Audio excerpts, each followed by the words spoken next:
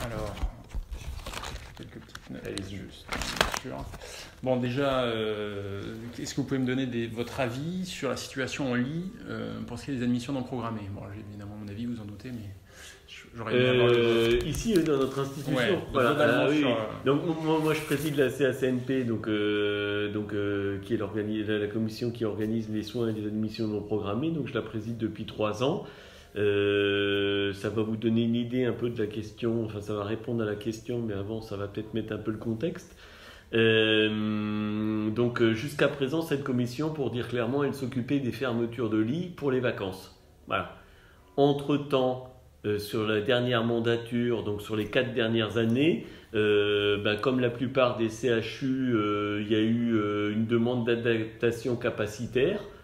Et donc le CHU de Strasbourg a perdu comme ça, à mon avis, au moins à peu près 200 lits. Voilà. Dont bien évidemment une grande partie de lits de chirurgie, pour développer la chirurgie ambulatoire. Hein. On n'est d'ailleurs pas encore, si je puis dire, dans les clous au niveau de notre CHU par rapport à ce que voudraient nos tutelles. Mais enfin après, il faut voir le type de patient qu'on prend en charge. Voilà, donc ça c'est un aparté. Mais du coup, ça a aussi concerné les médecines, et il y a notamment eu une diminution du périmètre de lits, notamment en médecine interne chez le professeur Guachaud qui faisait beaucoup d'aval des urgences, où son service a dû passer de 80 lits à peu près à quelque chose comme 40 lits.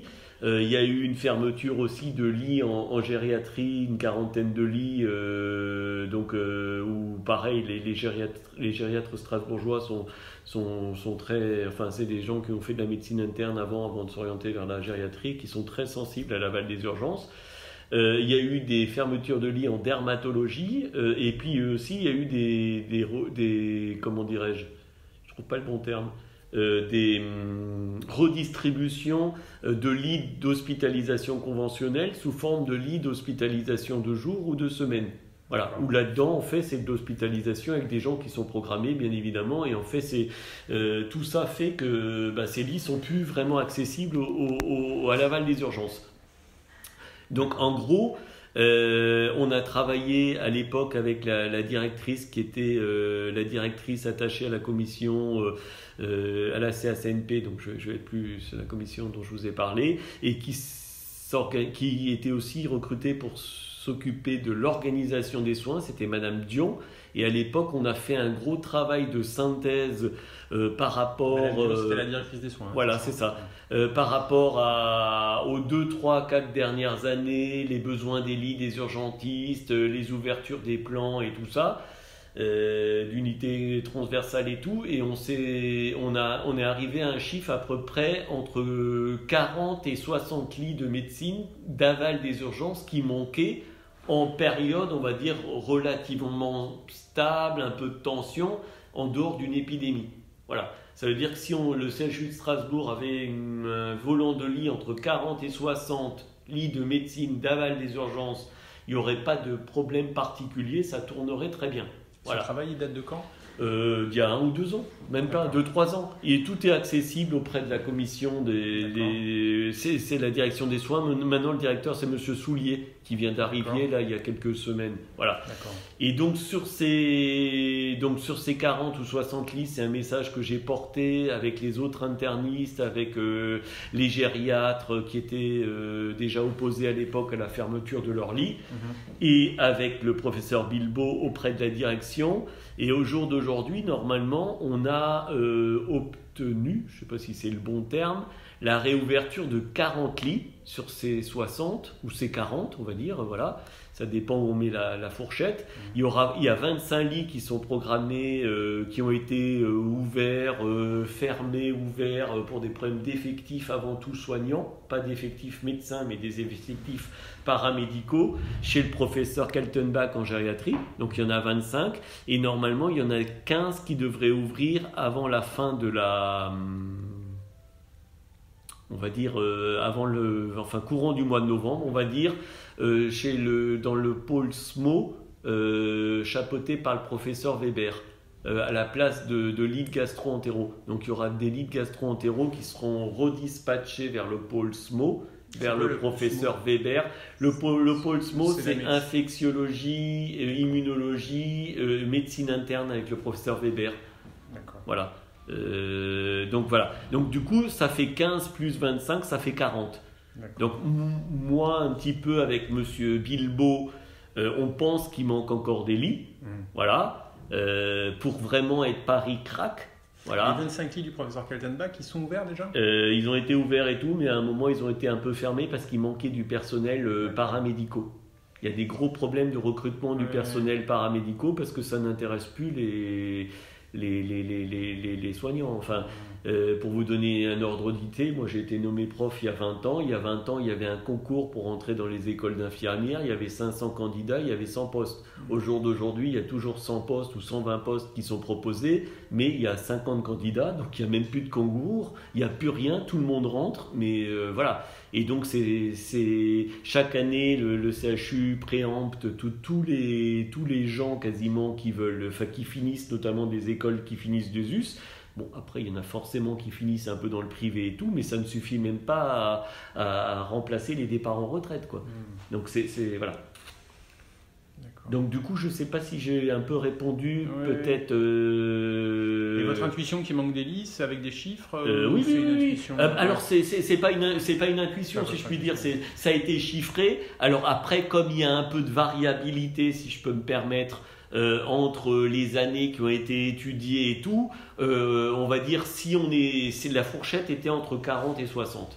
Voilà. D'accord. Voilà. Alors ça dépend parce qu'il y a des lits qui ont été ouverts chaque fois en plus et tout. Donc si on veut faire l'économie d'ouvrir dans des périodes un tout petit peu difficiles des lits au dernier moment en trouvant du personnel, notamment lors des périodes hivernales et tout, il en faut 60.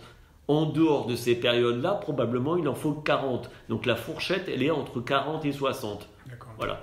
D'accord. Donc s'il y en a 40 qui sont ouverts, ça veut dire qu'il faut encore qu'on prévoie une unité saisonnière qui pourrait ouvrir l'été s'il y a un problème de canicule ou l'hiver s'il y a des bronchites. Voilà. Donc vous voyez, le périmètre et tous les chiffres, tout a été fait entre 40 et 60. D'accord. Voilà.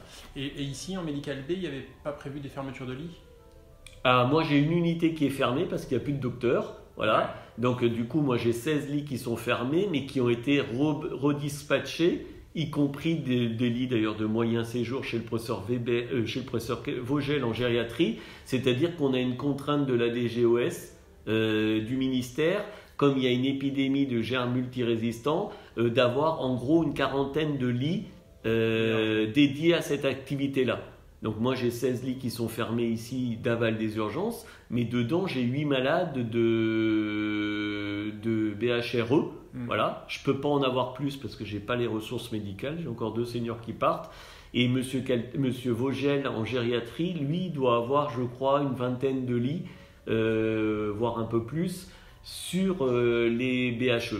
D'accord. Donc du coup, parce que les lits de gériatrie et les miens, c'est des lits qui faisaient de l'aval des urgences aussi. Ouais. Voilà. Donc moi, mes seniors, j'en avais encore 2 à votre place ce matin. Et moi, pareil, on est le couteau entre les dents en disant qu'on préférait nous faire de l'aval des urgences, puisque les internistes ici, dans la maison, historiquement, ont toujours revendiqué l'aval des urgences. On pense que ça fait partie de notre job. C'est toujours très bien entendu avec monsieur Bilbao ou avec monsieur Kopfer-Schmidt avant. Voilà. Mais en fait, il y a une contrainte pour l'instant ministérielle. Voilà. D'accord. Donc, C'est voilà. pour ça qu'il y a des lits fermés. C'est ça. Voilà. D'accord. Il y a des lits fermés, enfin ils sont fermés pour l'aval des urgences. On s'entend. Voilà. Ouais. Voilà. D'accord. Voilà. Et vous pensez, vous, qu'il y a assez de lits Donc vous pensez qu'il n'y a pas assez de lits de médecine, alors que pourtant, a priori... Ah non, nous on est rempli à 100%. Ouais, c'est Voilà. ça. Ah non, nous on est rempli à 100%. Les médecines internes, que vous preniez la médecine interne du professeur Gouachaud, la mienne, celle du Gouachaud, c'est Haute-Pierre. Hein. Lui, Ouais. il a, donc c'est le service de médecine interne, diabète, endocrino, nutrition de Haute-Pierre. Donc lui, maintenant, il a 50 lits. Il en a 16 qui sont utilisés aussi par du cohorting, donc pour ces BHRE, qui va il sort le cohorting et va les redéployer pour de l'aval des urgences. Voilà. Donc lui, il a un taux de remplissage à 99,99%. Le professeur Weber du Paul Smo, qui est l'interniste, lui, il a un taux de remplissage pareil de 100% quasiment. Les gériatres, pareil, et moi, pareil. Voilà. Après, les autres disciplines, elle participe puisqu'on a mis en place dans le cadre de la CACNP un espèce d'impoli, on va dire ça comme ça. Voilà. Donc l'idée. Pas toujours honoré de ce que j'ai vu. Oui, bon, ça c'est compliqué. Donc non, il est glissant. On va dire ça comme ça. Je vais vous expliquer la philosophie. C'est compliqué. Donc pareil avec Madame Dion, on a regardé en fonction des malades qui arrivaient aux urgences, en fonction de leur phénotype, qu'est-ce que les urgences avaient besoin de lits pour l'aval. Voilà. Donc on s'est rendu compte qu'en gros, il fallait pareil entre 40 et 50 lits pour faire l'aval des urgences pour que ça tourne de façon fluide. Donc en fonction de ça, on a regardé ce que les internistes pouvaient prendre. Nous, on prend en gros 5 à 6 lits, 5 à 7 malades par jour si on n'a pas le BHE, sinon on en prend 5. Voilà. Guacho en prend ou 2, le Polsmo en prend 3 ou 4. Les gériatres pareil, donc on va dire les internistes prennent à peu près une dizaine ou une quinzaine de malades, ça veut dire qu'il faut encore que les autres spécialités dites non médecine interne gériatrie, les hyperspécialités, prennent à peu près une trentaine de malades.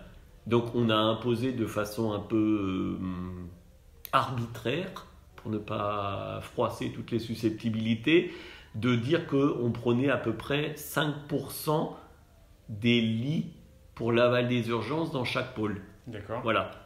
Et donc, en gros, d'où l'impoli qu'on a dû... Enfin, c'est pas l'impoli, c'est pas ce qu'il faut marquer. Besoin journalier. Voilà.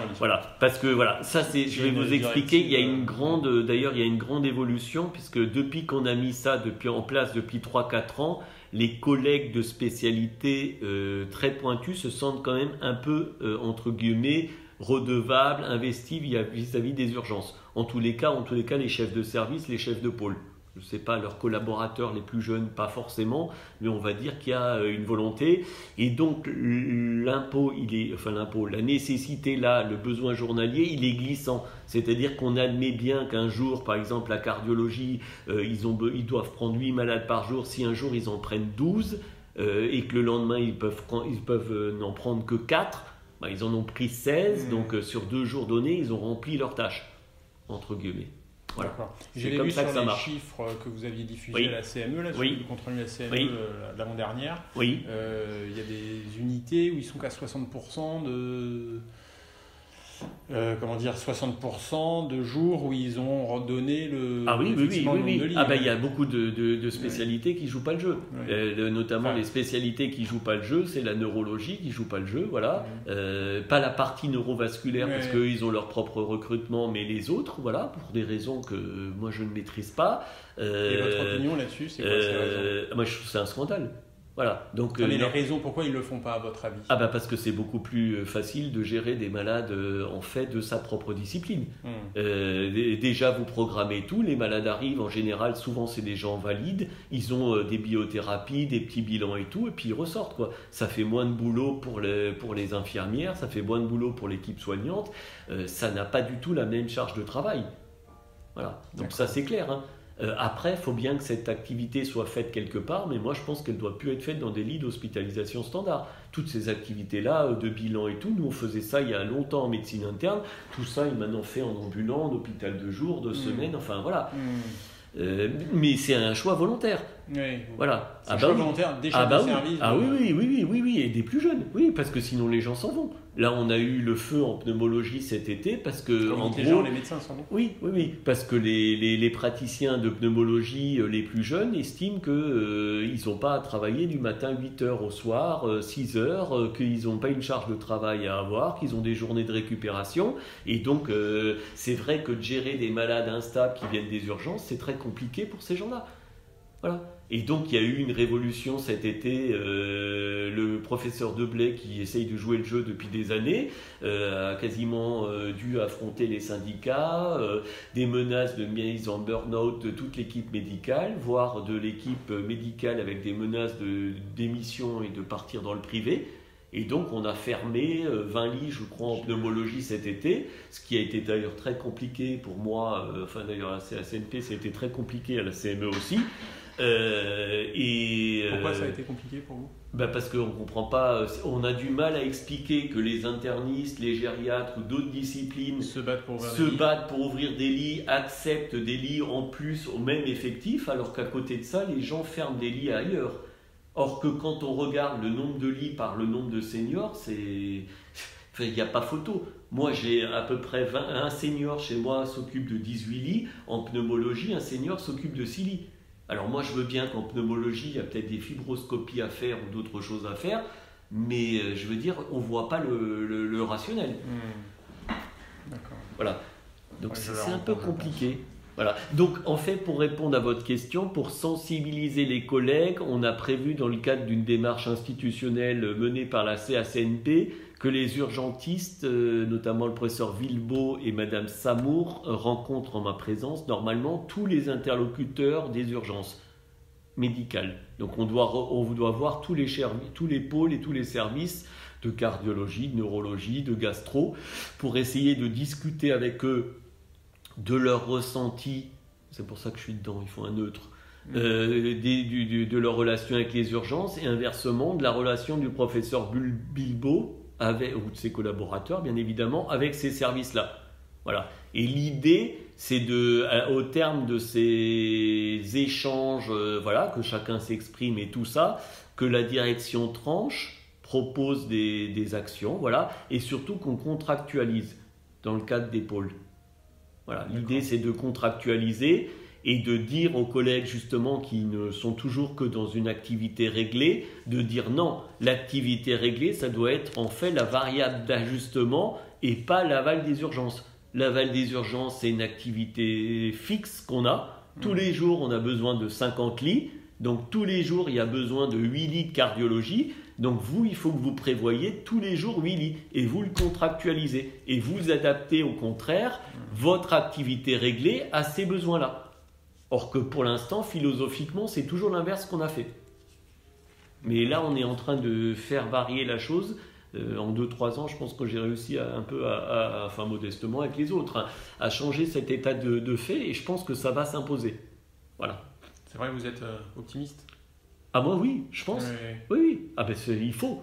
Voilà. Je pense vraiment qu'il y a une évolution. Enfin moi ça fait 4 ans que je suis aux manettes. On voit très bien les cardiologues qui étaient on vent debout contre ça maintenant sont totalement ils jouent le jeu. Enfin je veux dire ils jouent le jeu. Quand la pneumo avait des lits fermés, ils ont vraiment beaucoup aidé quoi. Ils ont même pris des malades en plus. Enfin ils râlent plus, il n'y a plus de problème. La gastro ici au centre-ville joue le jeu. Alors après, il y a encore la gastro de Haute-Pierre qui est un peu réfractaire. Il y a la neuro qui est un peu réfractaire. Mais enfin, c'est des choses, en expliquant bien, en faisant de la pédagogie, je pense que ça passe. On est tous dans le même bateau, on est tous dans une même institution. Ces malades arrivent aux urgences. De toute façon, c'est notre rôle de service public, même si c'est de la médecine de proximité, d'assumer ces patients. On est dans un bassin de population, voilà. Donc il faut que chacun donne un coup de main et je pense que la solidarité existe puisque quand il y a des périodes de tension, quand il y a eu les attentats, enfin voilà, ça c'est caricatural, mais enfin les gens sont présents et jouent le jeu et comptent pas leur temps, leur énergie et tout se fluidifie. Voilà. Donc il faut essayer de faire que cet état d'esprit de solidarité, notamment via l'aval des urgences, devienne finalement un fonctionnement normal de tous les jours et que ça ne reste pas exceptionnel pour les périodes de tension majeure, quoi. D'accord, donc voilà. Vous, si je résume, vous pensez qu'il y a assez de lits, à part ces 40 ou 60 lits qu'on doit rouvrir, voilà. Oui. Qu'il y a assez de lits pour avoir une activité et que c'est au service de s'adapter en modifiant leur manière de faire des admissions programmées. Oui. Après, il ne faut pas que ce soit aussi à la défaveur des malades. C'est-à-dire que quand on a été à des grandes périodes de tension, on a demandé de déprogrammer des hospitalisations, donc y compris en cardiologie. C'est sûr que si un malade doit bénéficier d'un stent, d'un TAVI et tout, bien évidemment ce malade il faut le prendre quoi. Je veux dire on peut pas là, mais il y a les bilans et tout, enfin il y a des choses qu'on peut adapter, on peut pas tout adapter. On a aussi beaucoup réfléchi sur l'organisation en fait dans la semaine. Ce qu'on sait c'est que le lundi, mardi, c'est là qu'il y a le maximum d'entrées programmées dans les services parce qu'il y a des raisons. Les scanners sont accessibles, les traitements qu'on leur donne durent parfois 3-4 jours. Quand on fait de l'éducation, ça dure 4-5 jours. Donc voilà, tout le monde dans lequel on vit est organisé du lundi au vendredi. Voilà, c'est vrai que souvent, le vendredi, tout se vide, il y a de la place pour les urgences, il n'y a aucun problème. Le samedi, c'est pareil. Et le dimanche, paf, ça commence à boquer parce qu'on bloque des lits dans l'idée des admissions qui vont arriver le lundi matin pour nous programmer. Donc, on a essayé de réfléchir pour essayer de lisser l'activité un tout petit peu plus. Après, c'est très compliqué parce que maintenant, on est dans un monde très concurrentiel. Tout le monde cherche des infirmières, tout le monde cherche des médecins, tout le monde cherche des trucs. On ne peut pas tout imposer au personnel, quoi. Bien sûr. Voilà, donc ça c'est très compliqué. Voilà. Mais l'idée, ça serait d'essayer de lisser l'activité. Et donc un des leviers qu'on a aussi envisagé en dehors de la contribution journalière, c'est d'essayer de convaincre les collègues de peut-être faire toutes leurs admissions, pas une seule journée le lundi ou le mardi, mais essayer de, si c'est possible, de les saupoudrer un petit peu sur la semaine. Ce qui pour les urgences sera aussi, voilà, le lundi il n'y a pas de lit, le mardi il n'y a pas de lit. Voilà, il y a du lit à partir du jeudi, vendredi. Donc ça c'est une idée qu'on avait. Après, c'est très compliqué parce qu'encore une fois, ça semble facile, mais après, il y a tellement d'intervenants dedans. Donc du coup, voilà. Enfin, vous êtes encore jeune, excusez-moi, mais quand moi j'étais à votre classe, je veux dire, on opérait le samedi toute la journée comme un jour, une autre journée. Tous les samedis, il y avait tous les médecins, il y avait leur bagnole qui était là et tout. Enfin voilà, au jour d'aujourd'hui, ça n'existe plus. Donc vous ne pouvez pas, même si vous avez du rationnel et tout, dire aux gens, vous allez devoir travailler le samedi, voilà. Même en les payant en plus, ça ne les intéresse pas. Bien ça, sûr. On a déjà demandé, quoi. Bien sûr. Voilà, c'est la société, voilà. Et au niveau de l'institution, la vision de l'institution sur les admissions non programmées, vous la qualifieriez comment ? Ah c'est la mienne. Enfin moi je suis très prétentieux peut-être, mais enfin moi Monsieur Dagnon m'a demandé de prendre la présidence de la CACNP pour ça. J'ai vraiment l'écoute du directeur général et donc de Monsieur Dagnon qui est le président de la CACNP. Donc a priori, ce qu'on met sur la table là, c'est ce que la direction suit totalement, quoi.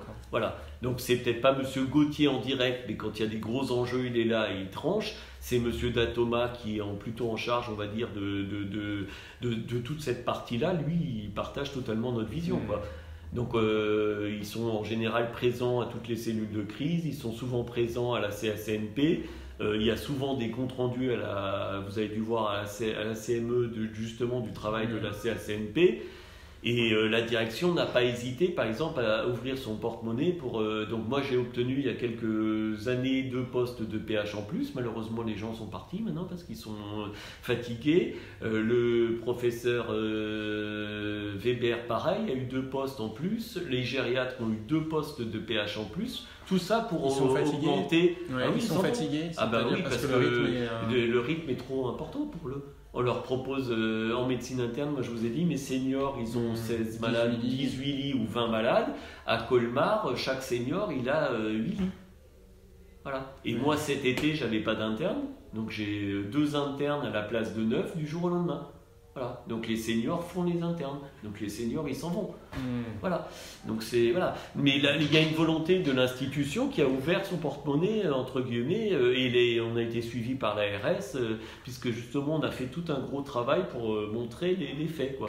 Moi je veux pas causer justement du vent. Moi le principe c'est de partir des faits. On analyse, on fait un état des lieux, on prend des engagements et on réanalyse ce qu'on a fait. Voilà. Donc ça, on l'a fait comme démarche. On a obtenu, comme dit, je pense, entre guillemets, au moins 5 ou 6 ou 7 postes de PH, justement dans ce cadre-là. Je crois que les pneumologues étaient en difficulté, donc je crois que dans la dernière révision des effectifs, on a donné des postes de PH. Voilà, donc non, il n'y a pas de pourvoir.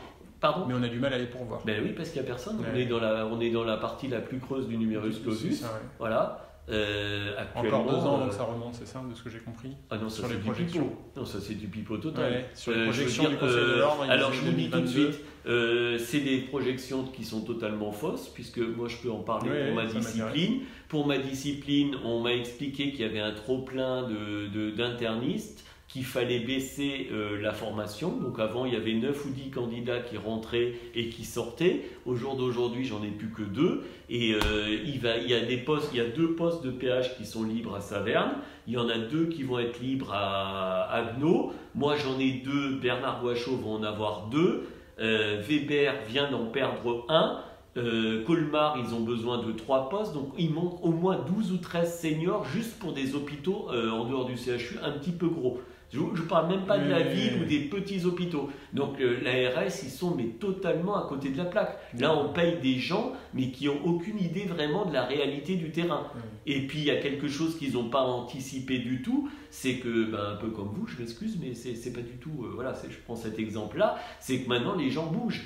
Avant, les gens, quand ils avaient un poste de praticien hospitalier, en général, se projetaient toute leur carrière dans le même CHU, entre guillemets, ou dans le même hôpital, créer leur vie à côté et tout. Maintenant, les gens bougent. Moi, j'avais 2 PH qui étaient très très bien, que j'ai formés, qui étaient internes chez moi, chef de clinique et tout. Il y en a 2 qui sont partis à la montagne, à Annecy, voilà. Il y en a un qui part là à Marseille dans une clinique. L'infectiologue, on a un MCUPH qui devait être PUPH l'an prochain. Vous voyez, il a fait la thèse de sciences, tout ce que vous voulez. Il part dans la clinique à Marseille. C'est comme ça. Donc tout ça, ça n'a pas été anticipé du tout par les gens qui sont censés faire de l'épidémiologie, notamment des médecins, auprès à l'ARS. Donc moi je suis très très pessimiste pour ce côté-là. La plupart des postes de praticiens hospitaliers dans les hôpitaux de petite taille sont tenus par des étrangers qu'on a reconnus maintenant il n'y en a plus dans le pipeline. Maintenant ils veulent même plus venir. On a eu pendant un moment des Roumains, des Hongrois et tout qui ne viennent plus parce qu'en fait ils obtiennent beaucoup mieux en Allemagne, au Luxembourg ou en Angleterre. Donc ils ne viennent plus. Un praticien qui débute en Angleterre, il travaille 25 heures par semaine et il a l'équivalent à peu près de 6 000 livres par mois de paye. Donc du coup, ce que je veux dire, c'est qu'on a eu beaucoup d'Européens des pays de l'Est notamment, qui parlaient remarquablement français, qui sont venus, sauf que ce pipeline s'est tari. On ne souhaite pas, pour des raisons politiques ou autres, ouvrir la porte au Maghreb. D'ailleurs, je comprends très bien, pourtant il y en a déjà beaucoup, mais on ne souhaite pas être encore plus, en prendre encore plus, parce que c'est quand même un peu, excusez-moi, on ne forme pas les médecins ici, on va en piquer ailleurs. Donc du coup, il n'y en a pas trop, donc on est dans une période qui va être difficile, je qualifierais pour les 5 à 10 ans. Moi je suis beaucoup plus pessimiste que vous. C'est pas dans les 2 ans que ça va se régler. Non, alors c'est pas ce que je voulais dire. Je voulais dire pour que la courbe s'inverse, parce que là on est dans le creux, et dans les projections ça commence à remonter à partir de 2022. En sachant que pour former quelqu'un comme vous, qui soit vraiment fonctionnel, avec déjà un peu de background et tout, il faut compter 15 ans. C'est ça. Et en attendant, vous avez des pistes pour ces recrutements, en attendant que... moi j'ai cherché par exemple, j'ai pris, moi dans mon équipe par exemple, j'ai un cubain que j'ai récupéré parce que je l'avais eu en stage, donc on essaye, ou on déshabille Pierre pour habiller Paul. Donc moi j'ai déshabillé le CHU de Rouen en piquant un PH, parce que je le connaissais, j'avais publié avec lui et tout, voilà. Inversement, moi je me suis fait piquer un PH par Agno parce qu'ils lui ont promis 3 échelons de plus. C'est le mercato. Voilà, c'est ça. Il a eu 3 échelons de plus, il ne travaille pas le samedi, il ne travaille pas le mercredi. Voilà. Alors ça, il y a aussi une chose très importante que le professeur Bilbao partage aussi avec moi, c'est que les hôpitaux périphériques ont des facilités qui ne sont pas disponibles au CHU. Moi, j'ai un praticien qui était chez moi, sous prétexte qu'il est parti à Colmar, il a eu 20 000 € de prime dans un hôpital public. Là, je ne vous parle pas d'une clinique privée, ça c'est un autre problème. Ça, je comprends très bien, chacun assume ses trucs. Mais on ne peut pas avoir à l'hôpital de Colmar qui donne 20 000 € pour un praticien, or qu'ici, le mec, il n'a pas ça. Or que nous, on est le CHU. Il y a un souci là. Voilà. Je suis assez d'accord. Voilà, donc voilà. Et la vision globalement de l'établissement en dehors de la direction et des Happy Few, vous avez l'impression que l'atmosphère, comment vous la qualifieriez vis-à-vis de la vision des admissions non programmées? Je pense qu'encore une fois, elle est en train d'évoluer. Je pense que les gens commencent à prendre en charge cette problématique, ils ont bien compris. Voilà. Et la vision globalement des urgences, alors comment ils voient le service des urgences et les urgentistes, comment vous le qualifieriez-vous? Ah bah, je pense qu'ils avaient une vision, mais alors plus que négative, ils avaient une vision de trieur, de cow-boy, d'arracheur de dents, de menteur, de tout ce que vous voulez. Excusez-moi, je m'excuse. Voilà, c'est toujours facile de parler des autres. Hein, voilà. Je pense que ça, c'est aussi en train d'évoluer. Je pense qu'on a beaucoup, ça c'est notamment Pascal Bilbao, alors je sais qu'on lui reproche des choses, mais je pense que c'est des fausses choses qui lui sont reprochées, notamment on lui reproche de ne pas communiquer. Je pense qu'avant Pascal Bilbao, justement, il n'y avait pas de communication avec les autres services. Or que le professeur Bilbao fait justement un énorme effort de pédagogie et va souvent, enfin notamment il a embarqué avec lui les gériatres, les internistes et tout, or qu'avant c'était pas du tout le cas, enfin on se projetait pas comme ça.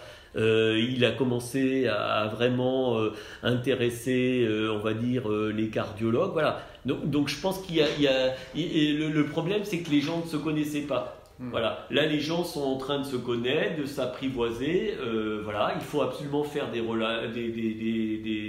relations, oui, entre les seniors avant tout, parce que maintenant les plus jeunes, les juniors, ils sont pas forcément comme nous on était à l'époque. Il n'y a pas de souci.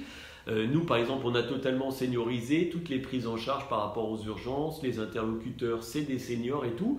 Et moi, ça fait plusieurs fois que je dis à Pascal Bilbao, il faut qu'on fasse des réunions communes, faut que les gens se connaissent. Voilà, on peut faire des trucs autour de cas cliniques, la vision du même malade, des urgentistes, des internistes. Et une fois que les gens se connaissent, tout se passe bien. Voilà. On en fait pas mal avec la réa. Enfin, moi, je suis là depuis un mois, mais j'ai déjà eu 2. Mais... Ouais, c'est vrai que... Non, moi, je pense qu'il faut faire ça. Faut trouver des... Voilà, c'est se connaître. Après, on comprend très bien, vous prenez votre téléphone, vous vous dites il faut surtout pas mentir, ça c'est voilà. Et ça, les seniors le font pas. Souvent, les internes, ils vous mentent sur l'état de santé d'un patient. Maintenant, quand les gens se connaissent et tout, on dit voilà, j'ai un dément, excuse-moi, il a un problème social, j'ai vraiment pas de place et tout. Est-ce que tu peux pas le prendre en charge? Au lieu qu'il traîne sur un brancard et que l'urgentiste en peut plus, on le prend, voilà. Le jour d'après, l'urgentiste nous proposera un autre malade, il n'y a pas de souci. Je pense qu'il faut que les gens échangent, se connaissent. Ça, c'est un des gros enjeux de notre établissement, c'est que les gens ne se connaissent pas. Et ce qui est dramatique, c'est même au niveau médical. Et alors vous avez une vision qui... Alors je dis vous, mais je parle des urgentistes. Vous avez une vision qui est totalement biaisée parce que dans votre métier, vous avez besoin de tout le monde, donc les gens vous connaissent. Moi, je suis interniste, je suis comme vous. Je suis un peu le généraliste de l'hôpital, donc forcément j'interviens et tout le monde est mon interlocuteur. Par contre, quand vous êtes dans un service très pointu, c'est fermé. Les gens ne connaissent pas du tout les urgentistes, ils ne connaissent pas les autres. Moi, je le vois lors des jurys de thèse, les PUPH, chefs de service et tout, se découvrent. Voilà. Les gens ne se connaissent pas. Il y a des malades qui arrivent aux urgences qui sont PH dans l'hôpital, les gens ne le connaissent pas. Moi, je trouve ça surréaliste. Voilà. Mais donc ça, il faut que ça c'est un enjeu majeur à mon avis de notre communauté. Alors moi je ne sais pas comment il faut faire, ça c'est un choix directionnel à mon avis, institutionnel, mais il faut que les gens se connaissent. Quand on se connaît, tout va mieux. Voilà. Et ça c'est un frein au changement. Ah, je pense que c'est important. Je m'excuse, vous avez encore un peu de temps ou pas? Non, moi c'est bon, c'est bon. Moi je parle beaucoup, il faut m'arrêter. Moi j'ai encore quelques questions. Allez-y. Voilà. Donc les freins, alors j'ai noté les freins à ces changement d'état d'esprit. Les freins, c'est la méconnaissance, manifestement. Oui. Est-ce que vous en envoyez d'autres? Les freins principaux, c'est que maintenant, malheureusement, dans la formation des plus jeunes, les plus jeunes s'hyper spécialisent maintenant dans un domaine. C'est-à-dire que le mec, il va faire son premier semestre en cardiologie parce qu'il va être cardiologue. Et même dans la cardiologie, il va choisir d'être rythmologue. Et le mec, il va faire 6 semestres en rythmologie. Donc, je comprends bien que, excusez-moi du terme, mais le mec, il s'en branle des urgences, quoi.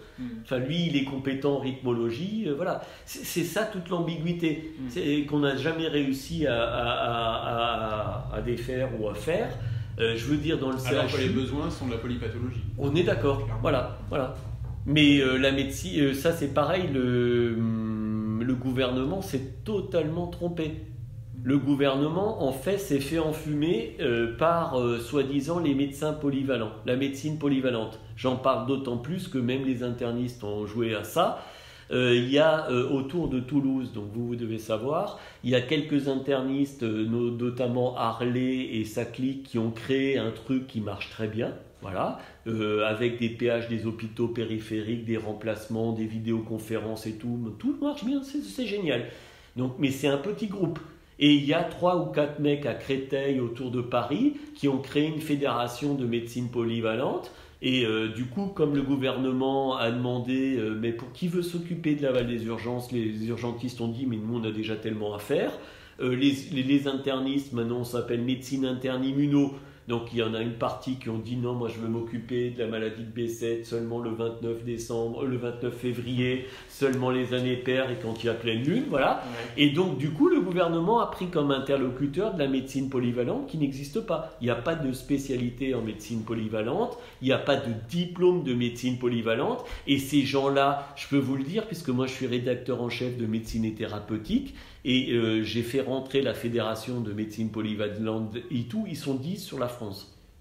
Voilà. Donc pour eux, la médecine polyvalente, c'est tous les péages des hôpitaux périphériques. Mais ces gens-là, au départ, ils sont gastro-entérologues, ils sont addictologues, ils sont internistes, ils sont cardiologues. Moi, je viens d'un CH de périphérie, voilà. Et ils ne se considéraient pas comme faisant la médecine polyvalente. Voilà. Hein. Oui, mais il y en a, en tous les cas. Voilà. D'accord, très bien. Mais en tous les cas, ces gens-là, on les a mis dans ces effectifs-là. Ouais. Et du coup, le gouvernement dit, mais il y a un vivier de 30 000 personnes qui font de la médecine polyvalente qu'on pourrait redéployer. Mais il n'existe pas. C'est pareil. C'est les gens de l'ARS qui n'ont pas fait le job. Ils le vivent comme une grande frustration. Exactement. Ils disent, moi j'ai fait une formation de gastro-entérologue par exemple, et j'arrive dans un endroit, bon, voilà. Je veux bien jouer le jeu de faire la médecine polyvalente, mais pas que ça. C'est ça. Sauf qu'on est, comme moi, à Cahors, il y a 180 000 habitants. Voilà. Les gars, mais ici c'est pareil. Hein. Ouais. Ici on a regardé, 80% de l'activité du CHU, c'est avant tout de la médecine de proximité. Hein? Après, moi, j'ose pas dire, tant qu'on ne changera pas l'état d'esprit de la population et du corps médical, des soignants et tout ça, faut arrêter de montrer au journal de TF1 la greffe du visage qui va concerner qu'un malade. Dans le monde entier, faut montrer la mamie grabataire polypathologique qui a plein de polypathologies. Et c'est super dur à prendre en charge pour l'urgentiste, pour l'interniste et tout. Faut arrêter de payer l'acte.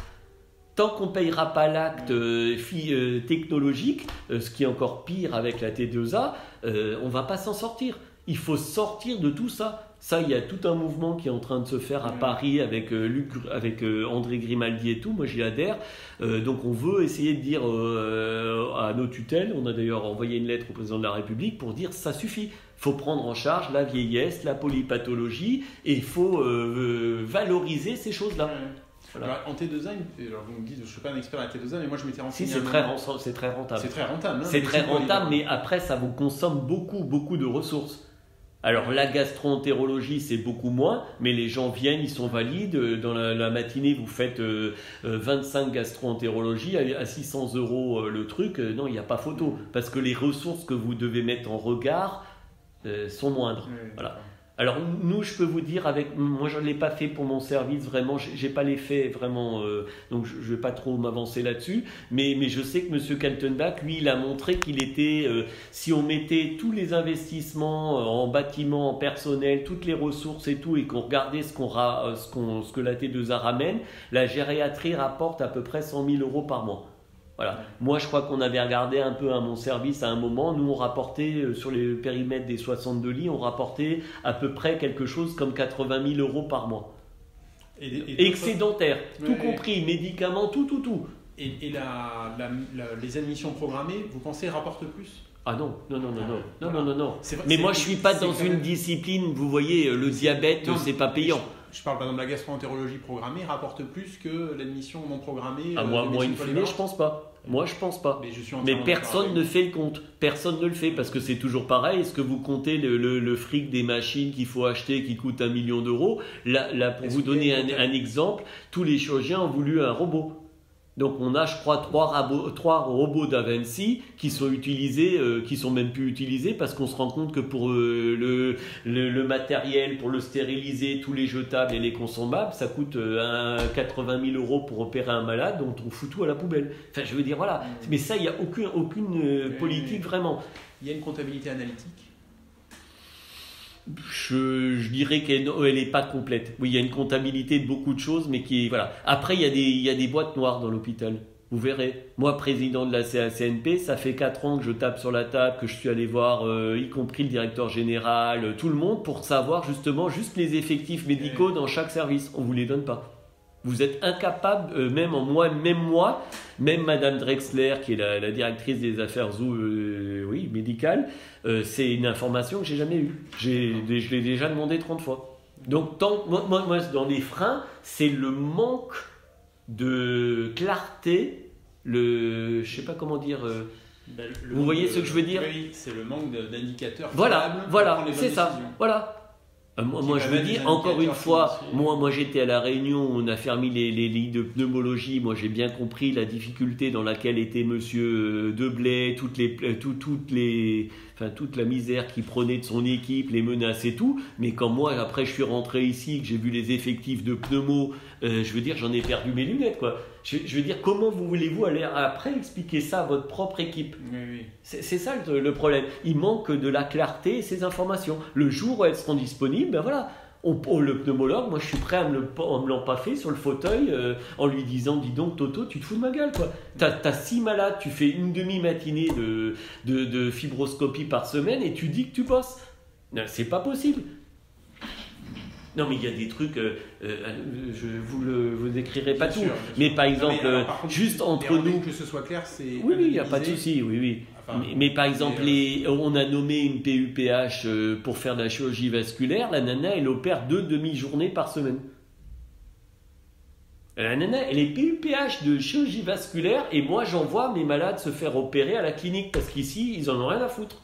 Donc, il y a quand même des choses, si vous voulez, il manque de la clarté. Voilà, ça c'est un problème majeur. Si on veut avancer, il faut que les informations reposent sur des faits, pas sur des on dit, je pense que, je machin. Il faut des faits et il faut la clarté. Il faut qu'on connaisse les effectifs, les machins et vraiment, voilà. Il n'y a que comme ça qu'on s'en sort. Une dernière question, oui. Avant que je vous livre 2 réflexions et vous me donnerez votre avis. Oui. Les moteurs, s'il y avait un changement, ce serait quoi les moteurs, les leviers qu'on pourrait utiliser pour changer comme dit, il faut beaucoup d'énergie, ça c'est clair. Il faut que les gens se connaissent, ça c'est un truc important. Ça c'est vraiment, voilà. Il faut vraiment se donner des objectifs, pas des objectifs irréalisables, mais des vrais. Voilà, c'est ça. Et essayer de faire l'état des lieux, voir pourquoi ça fonctionne pas. Voilà, c'est du temps, mais c'est comme ça qu'on progresse. Avec Pascal, les gériatres et les cardiologues, on a mis en place une filière sur l'insuffisance cardiaque. Au début, on se voyait toutes les semaines pour voir pourquoi ça n'allait pas et tout. Et en fait, le truc marchait parce que voilà, on arrive à faire des choses. Sauf qu'il faut que les gens. Cette filière d'insuffisance cardiaque, c'est pour les personnes âgées, c'est ça?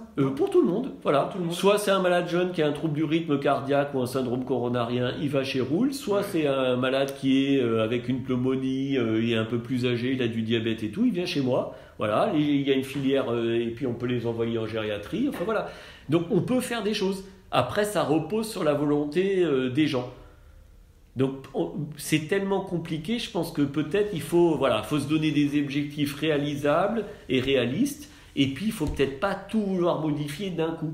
Il faut faire des choses avec, faut se prendre des pans, des interlocuteurs, fluidifier, je sais pas, des choses par rapport aux pathologies gastro, j'en sais rien.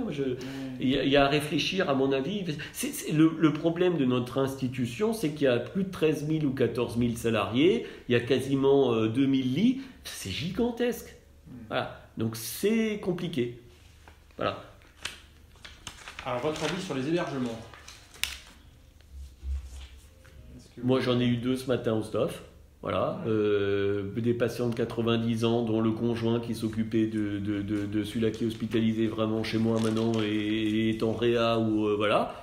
Il faut bien les prendre en charge quelque part. Alors, c'est dans ce sens-là, c'est l'hébergement où, par exemple, j'ai besoin d'une place de gastro-entérologie ou de médecine interne. Et alors, je parle à Outia parce que je connais Outia. Et j'ai de la place en rhumato. Et il va du coup en rhumato pour la gastro, pour la médecine interne. Ça, normalement, c'est prévu. Ça, normalement, dans le plan que moi j'ai mis en place avec la CNP qui a été validé en CME et tout ça, normalement, on peut mettre des malades accord senior à senior. Voilà. Il n'y a aucun souci. Mais dans le même pôle. Non. D'accord à accord, de senior à senior. Voilà. Il n'y a aucun souci. Après, pour la chirurgie, ça, c'est l'équipe médicale du pôle, s'il est mixte, qui s'en occupe.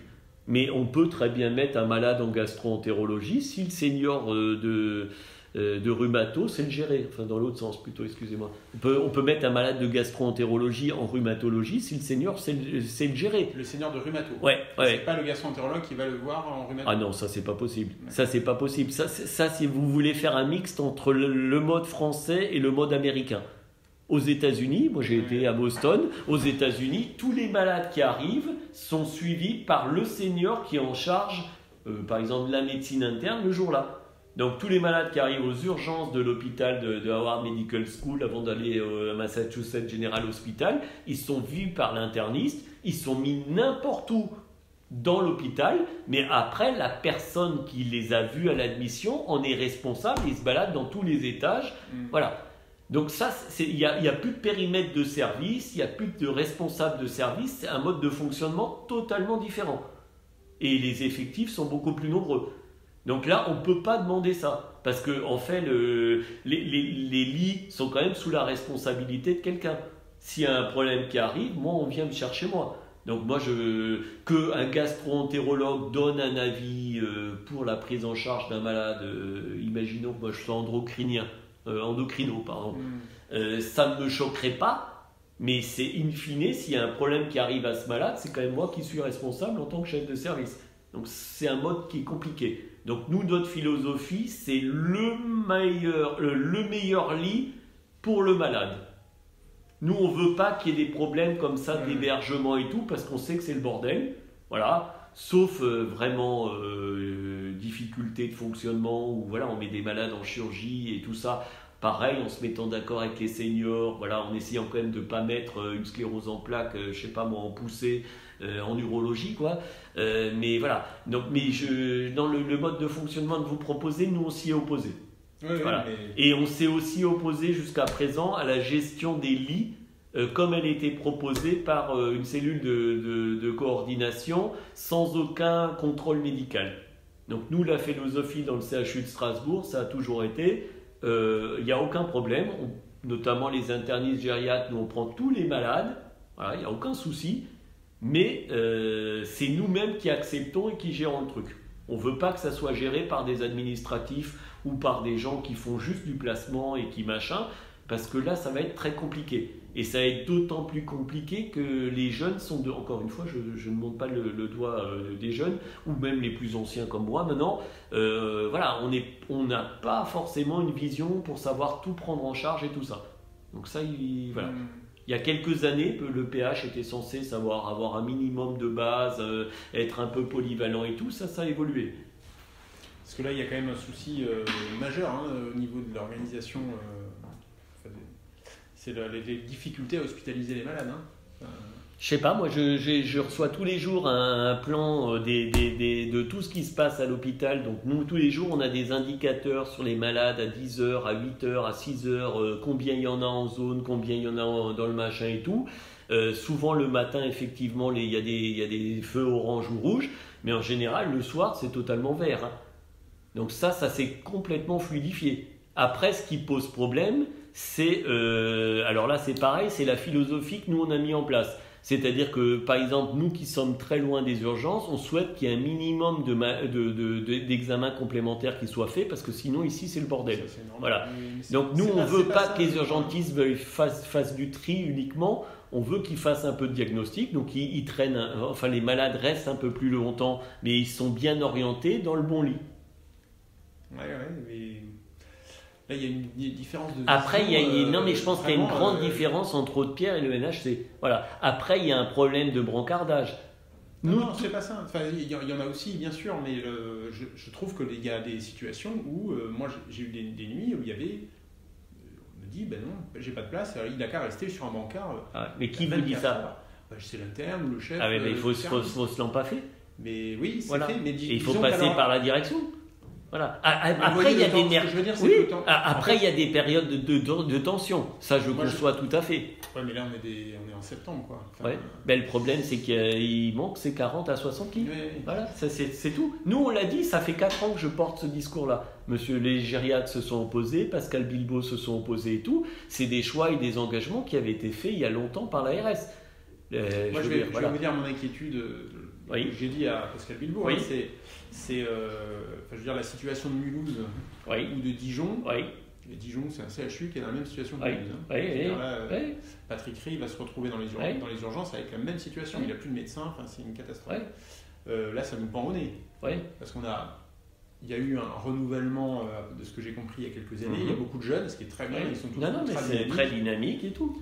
Mais ils ont d'autres objectifs dans la vie. Voilà ce que je comprends bien. Ah non, mais c'est les conditions de travail. Oui, en fait, c'est la condition de travail. Oui, mais c'est pas de voir du monde qui pose souci. Non.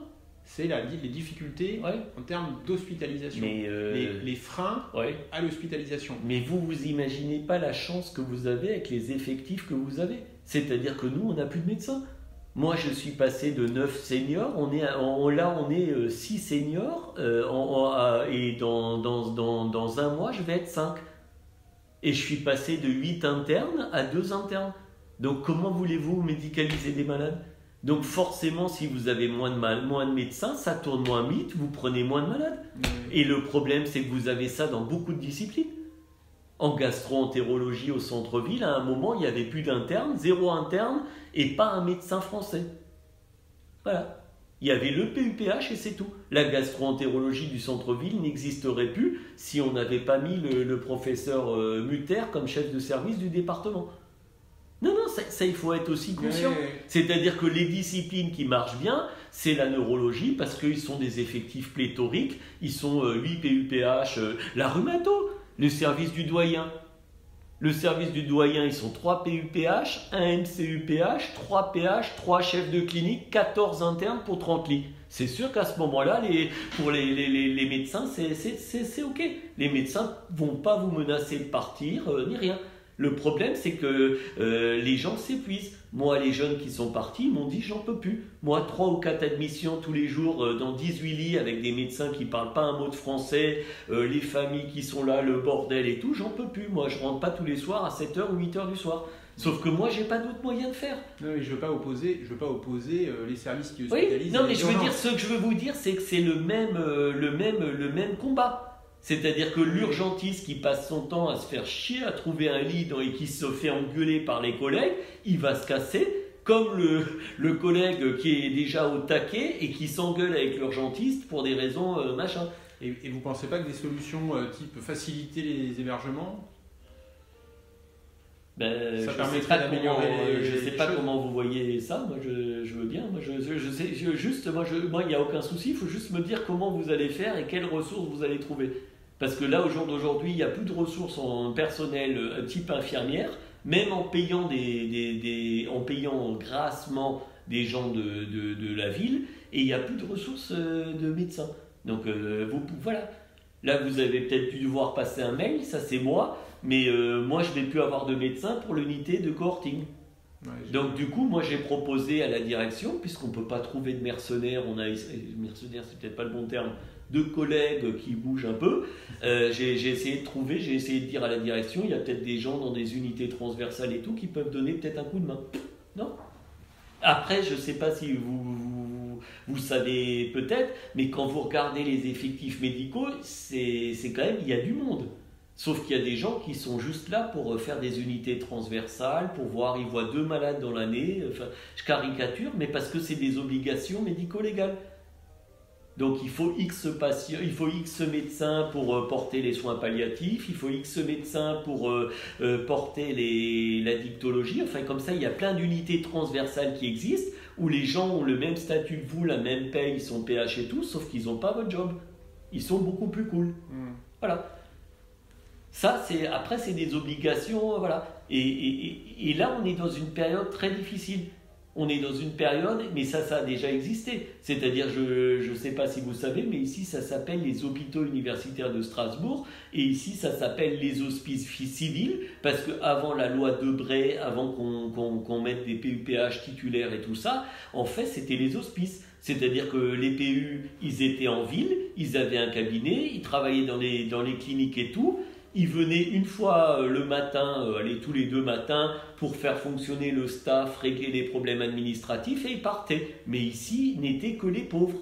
C'était vraiment les hospices, c'était les indigents et tout ça. Et en fait, la loi Debray a modifié les choses. Après, dans les années 70, il n'y avait pas de numerus clausus, on formait 400 ou 500 médecins tous les ans. Donc forcément, vous aviez pléthore. En plus, quand vous étiez chef de service, c'était extraordinaire parce que si vous vouliez faire, par exemple, je dis n'importe quoi, de la cardiologie, vous n'aviez pas fait l'internat et tout, vous bossiez ici pendant 5 ou 6 ans et le patron décidait sur la foi de Dieu de dire, bah lui, allez, hop, il a assez donné, il m'a assez ciré les pompes et tout, je vais le nommer cardiologue. Non, mais je veux dire, il y avait un effectif, vous pouvez pas imaginer. Sauf que l'État, justement, a décidé de régler le problème de l'argent dépensé en PIB en baissant l'offre. Ça, c'est un choix volontaire, ça a été discuté.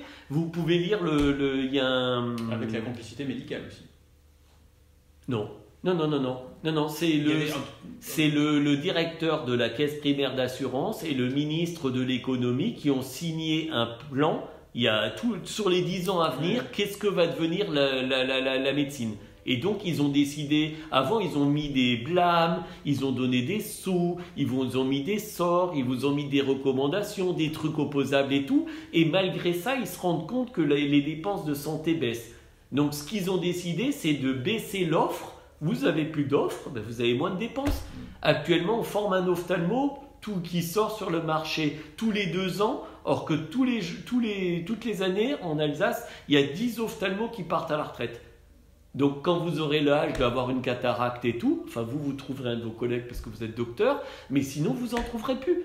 Moi, quand je vais en Normandie en vacances, il y a un seul ophtalmo qui est à Caen, il y en a un au Havre, et puis sinon, c'est à Chute-Rouen. Il n'y a pas un ophtalmo dans toute la Normandie. Donc, si vous avez un problème de cataracte, soit vous avez du pognon et vous allez à l'hôtel et vous vous faites opérer à Paris ou dans le privé, soit vous attendez. Et du coup, il y a moins d'opérations de cataracte, ça coûte moins cher. Non, ça a été réfléchi comme ça.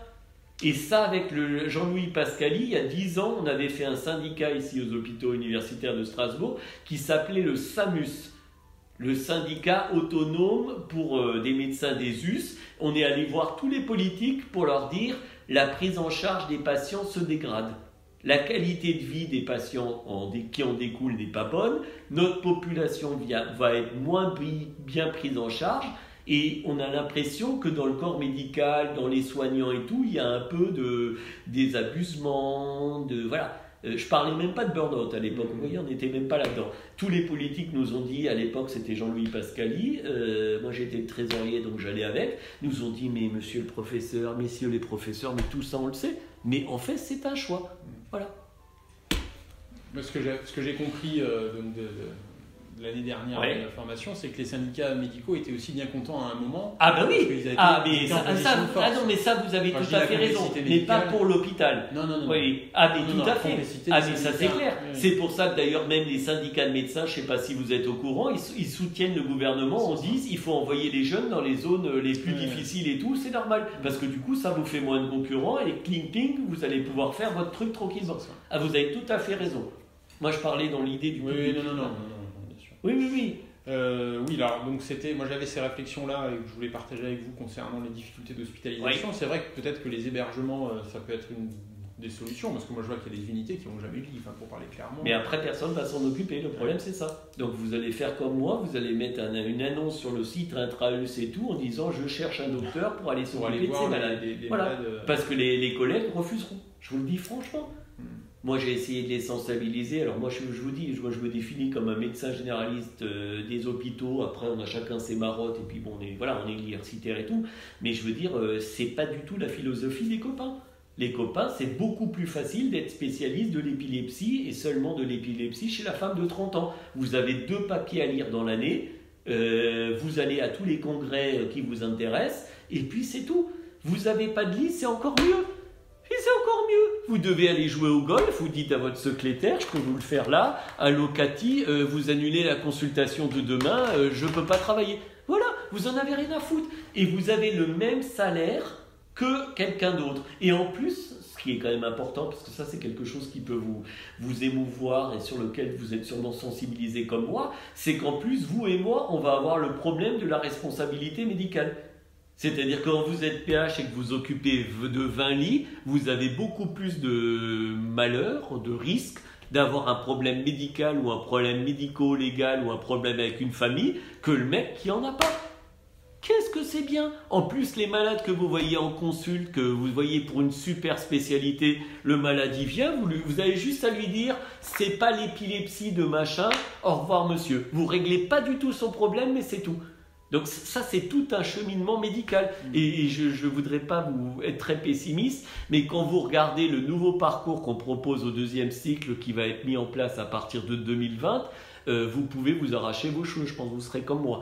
Parce que maintenant, les étudiants en médecine ne vont plus passer dans tous les stages, ils vont choisir d'emblée, au courant du 2e cycle, la discipline qu'ils vont faire. Parce que au jour d'aujourd'hui, ils sont maltraités. Donc ça veut dire qu'un mec, par exemple, qui va faire ophtalmo, il faut absolument qu'il passe en ophtalmo, il n'aura plus besoin de voir la rétinopathie et tout ça, le diabète et tout, il s'en fout. Il fera ophtalmo. Voilà. Excusez-moi. Voilà. Mais c'est la réalité. Ouais. Et hier, j'en ai discuté en disant, mais quelle sera la plus-value de ce spécialiste qu'on va hyper former par rapport à une infirmière qui va avoir un bac plus 5, un master 1 ou 2, qui un jour va être infirmière de pratique avancée. Quelle sera la plus-value entre le docteur là qu'on aura formé et le truc là? Là, ce qu'on fait, c'est ce qu'ont fait les États-Unis il y a 20 ans. Il y a 20 ans, quand j'étais à Boston, ils faisaient ça. Sauf qu'ils se sont rendus compte que c'était de la médecine de merde qui rendait pas du tout service à leur population et qui coûtait super cher. Sauf qu'en France, on a toujours 20 ans de retard et donc on applique ce qui a été fait il y a 20 ans aux États-Unis. On met en avant la super spécialité. Maintenant, vous êtes même plus spécialiste de rythmologie si vous voulez devenir professeur. Vous êtes spécialiste du bloc de branche droit et seulement chez la femme ou chez le vieillard diabétique. C'est là qu'il y a un problème. Excusez-moi. Votre commission des soins, enfin la commission, la direction, elle ne peut pas imposer d'autres manières de faire des hébergements, parce que je pense qu'on peut s'entendre peut-être sur par exemple sur des prescriptions.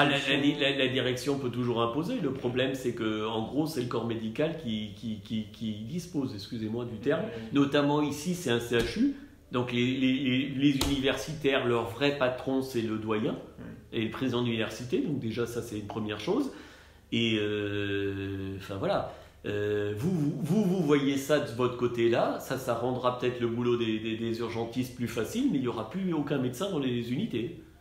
Le boulot plus facile, ou en tout cas on répondra à notre mission, quoi. Oui, mais le problème c'est que vous n'aurez pas vous n'aurez pas les effectifs médicaux pour les faire fonctionner. C'est ça le problème. Le directeur est prêt à ouvrir des lits en plus, c'est pas le problème. Il a donné des postes de PH, il a recruté de façon prioritaire toutes les infirmières qui pouvaient et tout. Moi, j'ai jamais eu aucun problème. Moi, ça fait 6 ou 7 ans maintenant que je suis chef de service ici. Je suis chef de pôle depuis 1 an, peu importe, mais avant je partageais tout avec le professeur Guachaud qui était mon prédécesseur.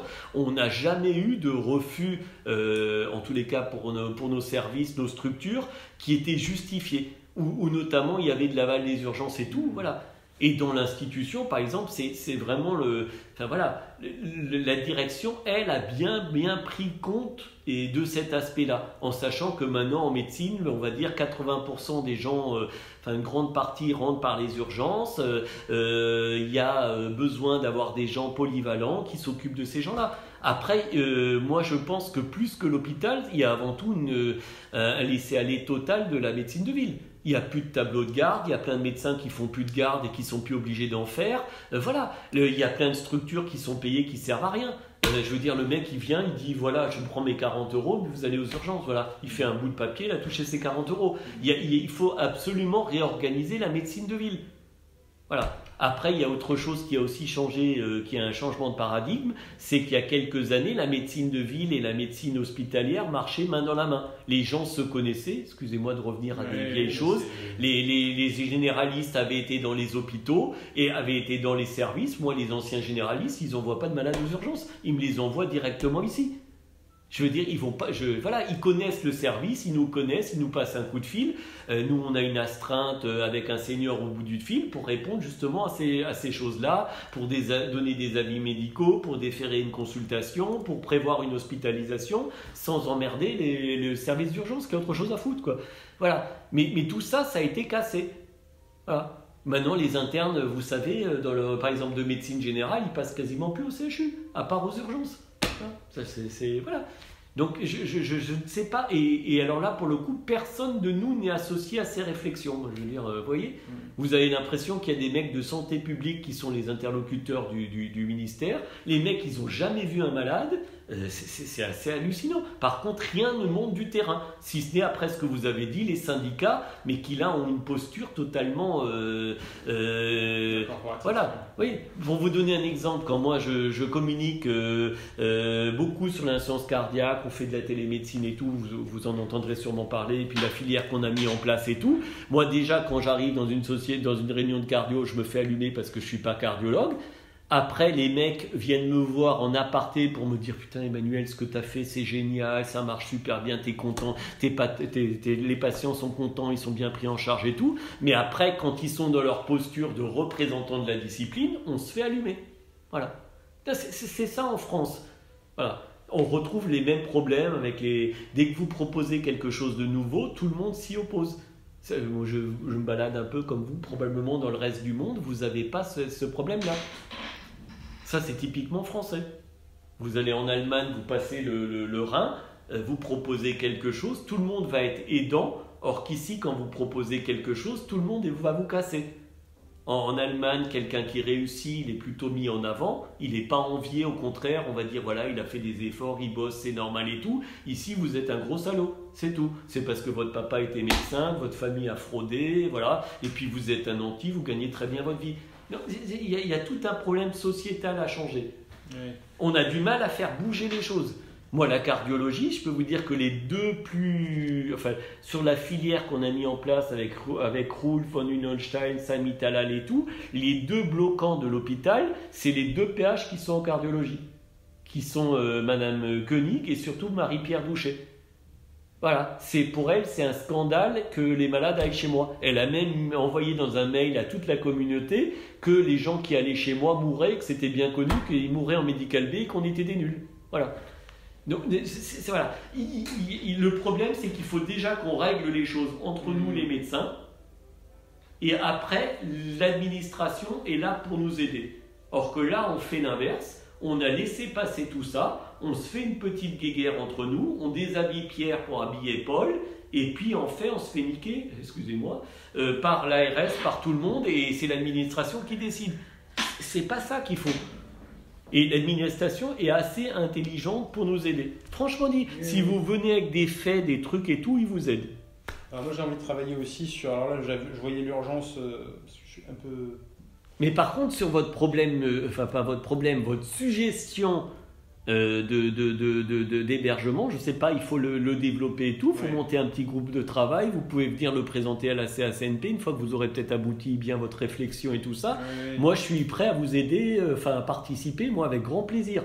L'idée, c'est de trouver effectivement des nouveaux modes de fonctionnement, peut-être des nouvelles structures, des nouvelles organisations. Alors moi j'ai une nouvelle organisation donc, que j'imaginais. Alors moi j'imaginais d'abord l'hébergement comme une priorité, qui est parce que au risque de voir partir tout le monde et puis de répondre à un souci qui est quand même l'overcrowding aux urgences, et on meurt de ça. Mais ça je comprends bien. On ne meurt pas d'hébergement, il y a des études qui l'ont montré. Non mais moi j'ai pas de doute. Donc je pensais qu'il y avait peut-être quelque chose à travailler en termes de filière patient, parce que c'est quand même toujours un peu les mêmes patients qu'on héberge. C'est des patients... Ah ben moi, comme dit, j'ai développé la filière insuffisance cardiaque, donc il y a sûrement d'autres filières à développer. Moi, je pense sur les pathologies chroniques comme la BPCO, comme le diabète, par exemple, les diabétiques, même si on se débrouille pas trop mal. Mais enfin, il y a plein d'autres filières à développer. Moi, ce qui m'exaspère profondément, ça va venir sur la table prochainement, c'est les malades de chirurgie qui, sous prétexte qu'ils ne soient pas opérés, c'est un vrai problème chirurgical et ils sont mis en médecine parce qu'ils sont âgés et tout ça. Et nous, on nous demande d'aller s'occuper de problèmes de médecine en chirurgie. Il y a un truc qui colle pas. Donc ça, c'est pareil, j'ai dit, c'est à l'institution de mettre des règles. C'est pas possible. Moi, j'ai régulièrement 3 ou 4 lits de chez moi qui sont embolisés par des drains de cholécystite, des sondes de pipi dans tous les sens, avec des trucs, des tuyaux dans tous les sens, et les chirurgiens en plus refusent de s'en occuper, quoi. C'est pas normal. Et par contre, eux, ils ont des lits libres. Ouais, c'est ça. Voilà. En fait, il y a des lits en chirurgie où on pourrait mettre des patients. Après, moi, je vous mets quand même tout petit peu en garde. J'ai compris que ça ne sera pas réglé facilement. Voilà. Non, mais c'est bien d'avoir des idées, de promouvoir des trucs, d'essayer et tout. Si on essayerait, on va mourir. Mais si vous allez voir les collègues en disant, voilà, je dis n'importe quoi parce que j'ai pas de fait, mais en gastro-entérologie, vous occupez seulement 70% de vos lits, ça veut dire que vous avez 100 lits, on en prend 30 pour les urgences pour faire de l'hébergement. Tout le monde va vous embrasser, excusez-moi, sur la bouche et vous dire mais t'es génial, on est d'accord et tout, parce qu'ils vont pas s'occuper de ces lits. Eux, ça fera 60, ils vont plus s'occuper de 70 lits. Avant, les chefs de service, dans le temps, effectivement, comme vous aviez la Légion d'honneur et tout, vous disiez, moi je m'occupe de 300 lits. La puissance, entre guillemets, l'aura, c'était au nombre de lits. Ça, c'est complètement obsolète maintenant. Voilà. Donc, si vous allez voir des gens en leur disant « je vous pique des lits », il n'y a aucun problème. Les mecs, ils vous les donneront, mais sans aucun problème. Ouais. Moi, si demain, moi j'ai déjà proposé ça, moi j'ai dit si j'en ai marre, demain, moi je fais une Dr House. C'est-à-dire, je crée une unité transversale de médecine interne, je ne veux plus de lit, parce que finalement, moi, la vallée des urgences, je ne sais pas gérer, il y a une vraie discipline et tout. C'est que des sujets âgés, ça revient à la gériatrie. Par contre, moi, je suis là pour aider pour les cas les plus difficiles et tout. Je suis diagnosticien, je ne m'occupe plus de lit. Mais ça va être génial. Moi, ma femme, elle sera sur la table, elle va m'embrasser, mes gamins avec et tout le monde. Tout le monde sera super content. Encore une fois, cet après-midi, à la limite, je vais bouffer tranquillement, je vais dire à ma secrétaire, allez, les 2-3 malades, vous leur téléphonez, vous dites le docteur est occupé, il va faire un cours à la fac, et puis voilà, et j'ai ma paye et tout. Il faut trouver des nouvelles organisations, il faut trouver aussi des façons, mais ça les syndicats s'y opposeront jamais, parce qu'un des leviers, c'est aussi peut-être de donner plus d'argent aux gens qui font plus de trucs, à tous les niveaux. Ouais. Alors moi je peux vous dire qu'on avait déjà fait ça pour les infirmières parce que quand moi j'ai pris la chefferie de service ici, le matin on arrivait, il manquait 4 infirmières. Donc tous les matins, la cadre et moi et d'autres, on passait le temps à téléphoner, machin et tout. On est allé voir la direction qui nous a dit il n'y a aucun problème, on va vous trouver des jeunes infirmières, on leur paye les 2 premiers loyers, on les met même dans un local de l'hôpital, enfin dans un des trucs, on leur paye une prime et tout ça. Voilà, on était autour de la table, tous les gens, FO, CHGT, tout ça s'est opposé. Voilà. Donc moi, la pause café, parce que je suis un peu naïf, j'ai plusieurs fonctions. Donc c'est des gens que je côtoie souvent dans une autre fonction. Parce que je préside le comité médical et la commission de réforme. C'est ceux qui s'occupent de tous les arrêts de longues maladies et autres, accidents du travail, de tous les fonctionnaires de la fonction publique territoriale et tout ça. Donc c'est des gens que je croise souvent, ces syndicalistes. Donc ils ont l'habitude de me connaître. Donc autour du café, je leur ai dit, mais attendez, je ne comprends pas votre truc. Là, on est en train de donner du pognon aux infirmières et tout. Et ils m'ont tous dit, mais vous vous rendez compte, monsieur Andrès? Mais si jamais on fait ça, le syndicat n'existe plus. Ça veut dire qu'en gros, les mecs vont accepter de travailler plus et tout. On va accepter que l'autre machin et tout. Nous, on n'existe plus. Et donc, ils se sont opposés à ça. Oui. Voilà. Non, mais c'est hallucinant. Je ne sais même pas si c'est du corporatisme. Là, j'arrive même pas à trouver le terme, vous voyez? Non, il y a vraiment une... Enfin, moi, je ne défends pas la politique du DG. Je pense qu'il est assez grand pour faire ça. Moi, ça fait 4 ans que j'ai pris des responsabilités institutionnelles, on va dire. Je préside la CACNP, je préside le conseil scientifique, je préside encore un autre truc. J'avoue que le coup d'après, j'ambitionne d'être président de la CME. Après, on verra si je suis élu ou pas élu, ou enfin ça c'est un autre problème, quoi. Mais l'idée, justement, c'est d'essayer de faire bouger les choses. Voilà. Moi, j'ai l'impression, même si la direction n'est pas bien perçue peut-être par le corps médical, qu'en tous les cas, eux, ils n'ont pas de problème à ouvrir leur bourse, à suivre sur des nouveaux trucs et tout. Après, eux, ils ont aussi toute une difficulté. C'est la première fois qu'on a été aussi contraint de fermer des lits. Mais ça, c'est pas eux qui ont décidé. Le budget, c'est pas eux. Avant, il y a toujours eu. Avant, on a toujours eu. Ah putain, avant, on a créé l'IRC, l'IHU, le machin. Donc, c'est sûr que tout le corps médical était toujours super content, quoi. Voilà. Là, alors que là, on est dans l'austérité, quoi. C'est ça. L'obligation. Voilà. Donc, la deuxième piste de travail, c'était, comme vous avez dit, les nouvelles organisations. Moi, j'ai l'impression, pour en discuter avec des personnes, qu'effectivement, c'est ce que vous avez dit, l'admission non programmée qui arrive au milieu d'un service, ça les organise, c'est une grosse charge de travail, avec du personnel qui est pas forcément... il y a besoin d'une grosse charge de travail de personnel à la phase initiale, de premiers jours, et après c'est plus calme. Et en fait, je me disais, est-ce qu'il n'y aurait pas la place pour une sorte d'unité tampon? En fait, l'UHCD joue un peu ce rôle-là, mais c'est pas son rôle. Oui, mais après, vous aurez exactement la même chose, c'est-à-dire qu'une fois que les malades seront dans l'UHCD de l'unité ou du service, vous n'arriverez plus à les sortir. Alors moi, il y a quelques... Sauf si on a des règles. Oui, non, mais les gens de votre propre discipline ne joueront pas le jeu. Non, vous imaginez pas. Le problème, c'est le manque de solidarité entre nous. Ici, par exemple, moi j'ai des seniors qui sont d'astreinte. Quand le mec il est d'astreinte, il fourgue les merdes, excusez-moi, les merdes, c'est pas le bon terme, enfin les problèmes sociaux, tout ce que vous voulez, tout dans les autres unités, et lui il prend les meilleurs. Ça a toujours été comme ça. Il y a 10 ans, avec le professeur De Fouel, on avait proposé de faire, alors à l'époque c'était dans le bâtiment, il y avait de la médecine interne, de la cardio et de l'hépatogastro. Voilà. Et donc, comme on avait souvent des admissions la nuit, parce qu'il n'y avait pas de brancardier à l'époque, on n'était pas prioritaire et tout, les malades arrivaient en général à 20h des urgences, donc c'était le bordel le plus total. Donc comme il y avait l'interne courait dans tous les sens, on avait proposé justement de faire une espèce de zone chaude, voilà, où en gros on mettait un tout petit peu plus d'infirmières et finalement l'interne n'avait qu'à voir toutes les admissions dans cette zone-là. Finalement, il n'avait pas besoin de se disperser partout, mais ça ne marchait pas. Parce qu'une fois que les malades étaient là-dedans, quand c'était des malades un peu patates chaudes ou problèmes sociaux, les autres unités refusaient de les prendre en charge. Donc vous aviez la guerre dans le propre service. Donc là, vous n'aviez pas la guerre urgence médecine, un des services de médecine, mais vous avez la guerre médecine, unité 1 contre unité 2. Vous imaginez pas. Vous êtes aussi pessimiste sur ça, bon. Mais c'est une constatation. Moi, j'ai découvert la vie, je pensais que le docteur était là avec des qualités humaines, beaucoup d'empathie. Je ne suis pas naïf non plus, je veux dire. Mais, moi je l'étais vraiment, vous voyez. Voilà. Après, je vois la façon dont les choses fonctionnent. Moi, il y a des choses que je n'oserais jamais faire, pourtant qui sont faites au quotidien par mes collaborateurs. Après, moi, ils se font leur crasse entre eux, c'est pas à moi d'aller faire le truc, quoi. Par exemple, là, j'ai un PH qui a 4 malades, il refuse d'en prendre plus en charge, sous prétexte, peu importe, je ne vais pas la montrer du doigt, mais or que d'un autre côté, j'ai un PH qui a 18 malades. Et ça fait 4 fois au staff que je lui intime l'ordre d'y aller et tout, elle me trouve toujours une excuse et elle ne fait pas le job. Voilà. Et si vous êtes méchant, entre guillemets, ces gens-là se mettent en arrêt de maladie, et ainsi de suite. Non, c'est très compliqué. C'est très compliqué. C'est des subtils équilibres.